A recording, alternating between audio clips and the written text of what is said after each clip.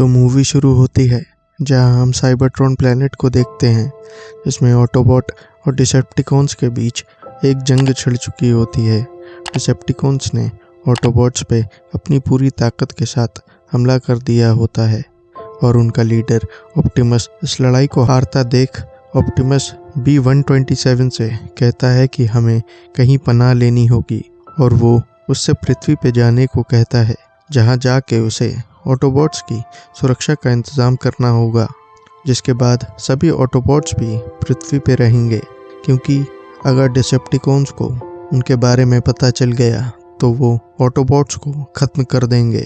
Decepticons पूरे Cybertron planet को तबाह कर देते हैं और B-127 अब पृथ्वी पे पहुंच जाता है, जहां अर्थ पे 1987 का दौर चल रहा होता है, जहां एक जंगल में एक आर्मी की टैक्टिकल टीम ट्रेनिंग कर रही होती है कि तभी B-127 उन्हीं के बीच क्रैश कर जाता है, जिसकी वजह से वो लोग काफ़ी घायल हो जाते हैं। तभी वो लोग ऑटोबॉट को देखते हैं, लेकिन इसी बीच B-127 की याददाश्त और आवाज़ चली जाती है और वो अपने बोलने की शक्ति भी खो देता है। उनका एक आदमी जो B-127 को ये सब करते हुए देख रहा होता है। B-127 अपनी आखिरी सांसें ले रहा होता है कि तभी उसे वहाँ एक पुरानी बीटल कार दिखती है और वो वहीं शट डाउन हो जाता है। अब हम एक लड़की को देखते हैं जिसका नाम चार्ली होता है, जिसे अपने पेरेंट्स से एक कार चाहिए होती है, लेकिन उसके पेरेंट्स उसे कार नहीं दे सकते थे। चार्ली अब घर वालों से नाराज़ होकर एक गैरेज में जाती है, जहां उसे एक पुरानी सी येलो बीटल कार दिखती है। चार्ली उसे देख के खुश हो जाती है और अंदर बैठ के उस कार को स्टार्ट कर देती है। तभी उधर स्पेस में डिसेप्टिकॉन्स सभी ऑटोबॉट्स को चुन चुन कर मार रहे होते हैं। तभी उन डिसेप्टिकॉन्स को उस येलो बीटल कार के सिग्नल मिल जाते हैं। अगली सुबह चार्ली उठती है और आज उसका बर्थडे होता है, जिसमें उसकी मॉम उसे एक हेलमेट गिफ्ट देती है, लेकिन उसे बदले में एक कार चाहिए होती है। अब चार्ली गुस्से में उस गैरेज वाले के पास दोबारा जाती है और फिर से उससे वो येलो कार मांगती है, लेकिन वो उसे फिर से मना कर देता है। जिसके बाद चार्ली उसे बताती है कि आज उसका बर्थडे है और उसे वो कार चाहिए। जिसके बाद वो शख्स चार्ली को वो कार दे देता है। चार्ली अब उस कार को लेके बहुत खुश हो जाती है और उसे अपने पेरेंट्स से छुपाकर घर के गैराज में ले आती है कि तभी वो कार एक ट्रांसफॉर्मर में बदल जाती है। ये वही ऑटोबॉट होता है जो कि काफ़ी घायल हो चुका था। चार्ली उसे ऐसे देख के समझ नहीं पाती है कि ये क्या चीज़ है कि तभी वहाँ उसकी मॉम भी आ जाती है, जो उस येलो कार को देख के चार्ली से उसके बारे में पूछती है। चार्ली उन्हें बताती है कि उसे ये कार अंकल हंग ने दी है।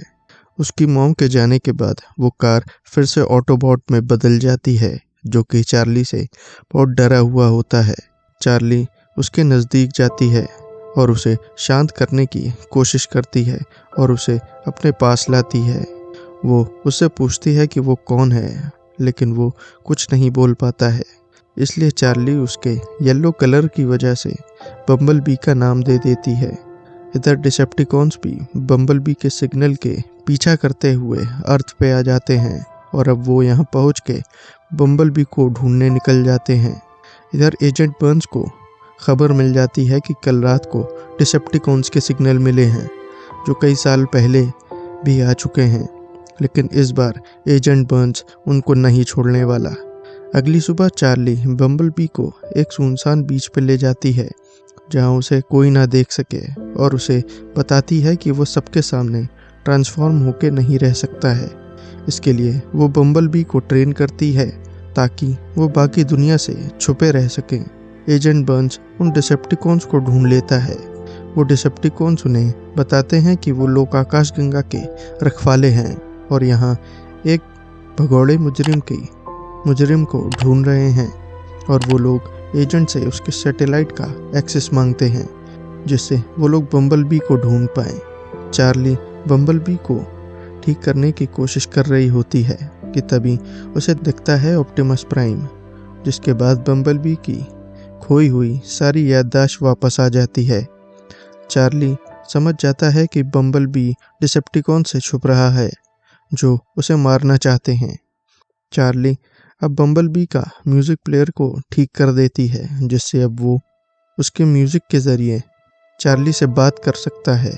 इधर एजेंट बर्न्स अपनी आर्मी चीफ से सैटेलाइट एक्सेस ना देने को कहता है, लेकिन आर्मी के सभी लोग डिसेप्टिकॉन्स के साथ देते हैं, जिसके बाद आर्मी उन्हें अपने सैटेलाइट एक्सेस देने को तैयार हो जाती है।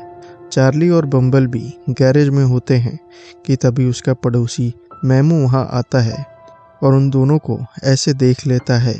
चार्ली उसे समझाती है कि वो ये सब किसी को ना बताए, जिसके बाद वो ट्रांसफॉर्म हो जाता है।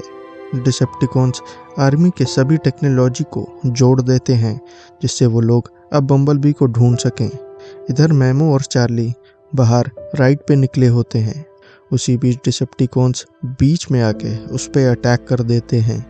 वो दोनों बम्बलबी की बहुत धुलाई करते हैं और उससे ऑप्टिमस प्राइम के बारे में पूछते हैं कि वो कहाँ है, और पीछे से एजेंट बर्न्स भी अपने लोगों के साथ वहाँ पहुँच जाता है और उसे कैदी बना लेते हैं। चार्ली अब बेहोशी से उठती है तो वो अपने घर पे होती है, जिसके बाद वो घर से चुपचाप बाहर निकलती है और मैमू के साथ बम्बलबी को ढूंढने निकल जाती है। इधर डिसेप्टिकॉन्स बम्बलबी को बहुत मार रहे होते हैं और उससे ऑप्टिमस के बारे में पूछते हैं, लेकिन उसी बीच उन्हें ऑप्टिमस का वो मैसेज दिख जाता है। डिसेप्टिकॉन्स को अब सब पता चल जाता है कि ऑटोबॉट्स यहाँ आ रहे हैं, इसलिए उन्हें भी अपनी पूरी फौज बुलाकर अर्थ पर कब्जा करना होगा। एक साइंटिस्ट उन्हें ये सब कहते सुन रहा होता है कि डिसेप्टिकॉन्स ने हमारे साथ धोखा किया है, जिसके बाद वो दोनों उसे मार देते हैं। उसी बीच चार्ली भी वहां पहुंच जाती है और डिसेप्टिकॉन्स बम्बलबी को भी मार देते हैं। चार्ली उसे ठीक करने की कोशिश करती है और उसे एक इलेक्ट्रिक गन से शॉक देती है, और ऐसी कई कोशिश के बाद बम्बलबी आखिर उड़ जाता है। एजेंट वहां पहुंच जाता है और बम्बलबी के ऊपर उसी आर्मी के लोग अटैक कर देते हैं, लेकिन उसी बीच बी की सारी याददाश्त वापस आ जाती है और उसकी लड़ने की शक्ति भी। अब वो बाकी सभी लोगों को मारना शुरू कर देता है। इधर डिसेप्टिकॉन्स सैटेलाइट के इस्तेमाल करके अपने सभी लोगों को पृथ्वी पर बुलाना चाहता है, लेकिन बी उन पर अटैक कर देता है और अब होती है दोनों के बीच लड़ाई, जिसमें हमें अमेजिंग एक्शन सीक्वेंसेस देखने को मिलते हैं। चार्ली उसी सैटेलाइट को बंद करने के लिए टावर पे चढ़ जाती है, लेकिन एजेंट भी वहां आके ट्रांसफॉर्मर्स पे हमला करने लगता है और बी एक डिसेप्टिकॉन्स को मार देता है। चार्ली सैटेलाइट की पावर काट देती है और बी दूसरे डिसेप्टिकॉन्स को भी ख़त्म कर देता है। एंड में एजेंट बर्न्स देखता है कि बम्बलबी ने दुनिया को बचाया है, तो वो उससे वहाँ से जाने के लिए कहता है। That's all for today's videos. Video पसंद आई तो वीडियो को लाइक, कमेंट एंड सब्सक्राइब करें, ताकि आपकी कहानियों का सफ़र यूं ही चलता रहे। मैं मिलता हूँ आपसे अगली वीडियो में किसी और कहानी के साथ। Till then keep watching movies magnitude.